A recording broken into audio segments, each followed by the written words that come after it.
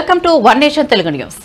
Palasa MLA Gouthu Sirisha, మాజీ MLA మాజీ రాష్ట్ర మంత్రి డాక్టర్ సీదిరి అప్పలరాజుపై కాశీబుగ్గ పోలీస్ స్టేషన్లో శనివారం ఫిర్యాదు చేశారు. గత శాసనసభలో అప్పటి ప్రతిపక్ష నేత చంద్రబాబుపై అనుచిత వ్యాఖ్యలు చేశారని, అందుకు ఆమె ఆవేదన చెందుతూ ఫిర్యాదు చేసినట్లు తెలిపారు. చంద్రబాబు మానసిక పరిస్థితి బాగోలేదని గతంలో వ్యాఖ్యానించిన అప్పలరాజు జగన్ మెప్పు కోసమే నోటికొచ్చినట్లు వాగారని ఫిర్యాదులో పేర్కొన్నారు. అందుకు మాజీ మంత్రి అప్పలరాజుపై చర్యలు తీసుకోవాలని కోరారు. ఈరోజు స్థానిక ఎమ్మెల్యే గారు శ్రీమతి గౌతు శిరీష మేడం గారు పోలీస్ స్టేషన్కి వచ్చి రిపోర్ట్ ఇవ్వడం జరిగింది. మాజీ మంత్రి గారు ఆ రోజుల్లో అసెంబ్లీలో అనుచిత వ్యాఖ్యలు చేశారు శ్రీ చంద్రబాబు నాయుడు గారి మీద అని చెప్పి రిపోర్ట్ ఇవ్వడం జరిగింది. రిపోర్ట్ పరిశీలించి ఆ మేరకు చర్యలు తీసుకోవడం జరుగుతుంది.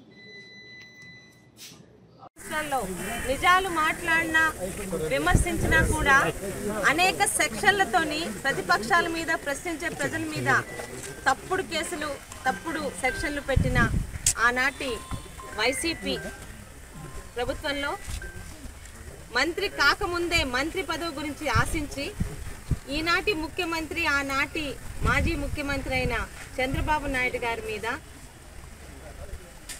ప్రజా సమస్యల్ని మాట్లాడే అసెంబ్లీ హాల్లో అసెంబ్లీ సాక్షిగా నోటికొచ్చినట్టు నోరు పారేసుకొని చంద్రబాబు నాయుడు గారి మానసిక పరిస్థితి బాలేదు, నేనే సర్టిఫై చేస్తానన్న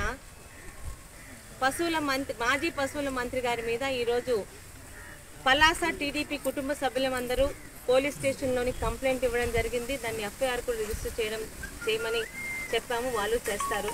ఇక్కడ చెప్పేది ఏంటంటే అధికారంలో ఉంటాము, అధికారంలో ఉండం, కానీ ప్రజల్లోని ఎప్పుడు ఉండాలంటే కొన్ని విలువలతో చూస్తున్న రాజకీయాలు చేయాలి. నోటు పారేసుకునే వాళ్ళకే మంత్రి పదవులు ఇస్తానని చెప్పిన జగన్మోహన్ రెడ్డి ప్రాపకం కోసం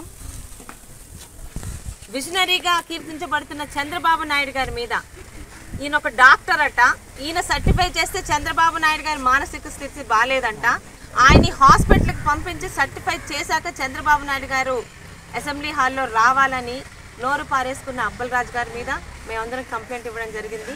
ఖచ్చితంగా దీన్ని ఎఫ్ఐఆర్ కూడా బుక్ చేస్తారు. లీగల్గా చట్టపరంగా ఆయన మీద ఎటువంటి యాక్షన్ తీసుకోవాలో చట్టం ప్రొసీడ్ అవుతుంది.